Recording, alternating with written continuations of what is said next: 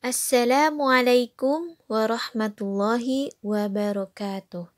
Bismillah, wassalatu wassalamu ala rasulillah amma ba'du.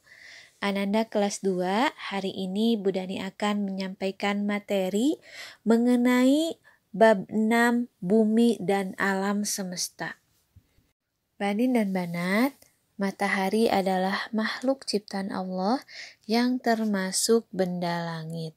Nah, matahari itu muncul dari pagi sampai sore hari. Nah, pada malam harinya matahari tenggelam sehingga suasana menjadi gelap. Pada pagi hari, matahari terbit dari arah timur. Lihat mata angin ya, arah mata angin. Nah, semakin siang matahari semakin naik dan cahayanya semakin terang dan panas. Kira-kira pukul 12 siang matahari tepat berada di atas kepala kita ya. Setelah itu matahari bergeser ke bawah sedikit demi sedikit, semakin sore matahari semakin turun dan akhirnya tenggelam di arah barat menjelang waktu maghrib. Nah, itu dia ya, kedudukan matahari. Nah, kemudian sekarang kita akan bahas mengenai keadaan panas matahari. Nah, panas matahari yang dirasakan itu berbeda-beda ya pada waktu-waktu tertentu. Nah, panas ya dibagi 3 ya keadaan panas matahari. Yang pertama pada pagi hari ya. Nah, pada pagi hari itu sampai kira-kira pukul 11 siang, panas matahari yang dirasakan itu terasa hangat ya. Nah, cocok untuk berolahraga di luar ruangan karena mengandung vitamin E dan vitamin D. Vitamin E untuk kulit, vitamin D untuk tulang. Kemudian kondisi keadaan panas matahari di siang hari. Nah, kira-kira pada pukul jam 11 siang hingga pukul 3 sore ya atau waktu asyar. Nah, keadaan panas matahari terasa panas menyengat. Jadi kalau keluar rumah pada jam itu sebaiknya menggunakan pelindung seperti topi atau payung karena sengatan matahari tidak baik bagi kesehatan kulit. Nah, yang terakhir bagaimana kalau misalkan sore hari? Nah, sore hari ini terasa panasnya mulai berkurang ya. Baik, selanjutnya adalah mengenai hubungan kedudukan matahari dan bayang-bayang benda. Matahari tadi sudah Bu Dani sampaikan terbit dari arah timur. Ya, nih timur ya, terbit dari arah timur. Nah, ketika kedudukan matahari pada pagi hari berada di timur, maka bayang-bayang ada di sebelah, bayang-bayang kita ada di sebelah barat di sini, ya. Dan bayang-bayangnya jauh lebih panjang. Gitu. Ini kita ini bayang-bayang. Bayangan kita. Ini kita. Ya, ini pada saat pagi hari. Kemudian semakin naik matahari, nih misalkan jam 10 ya. Jam 10 maka bayangan kita semakin memendek ya. Nih. Kemudian tepat di atas kepala kita matahari pada siang hari bayangannya hanya di bawah kaki kita di sini ya.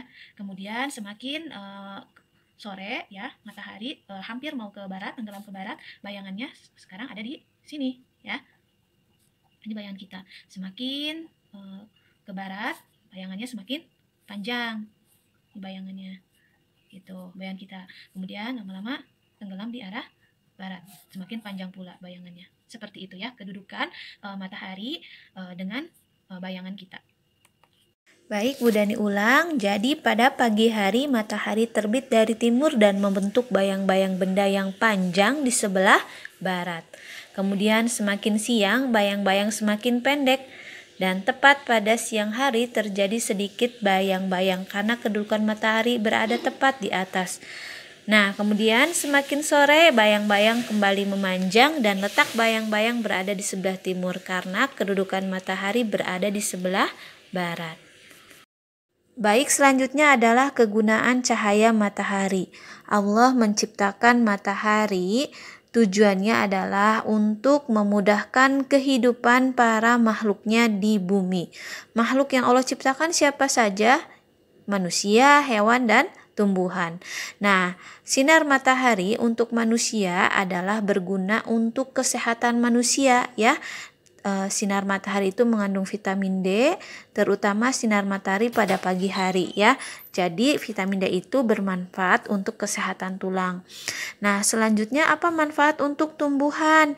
Nah, cahaya matahari ini dibutuhkan tumbuhan untuk bisa tumbuh dengan subur ya.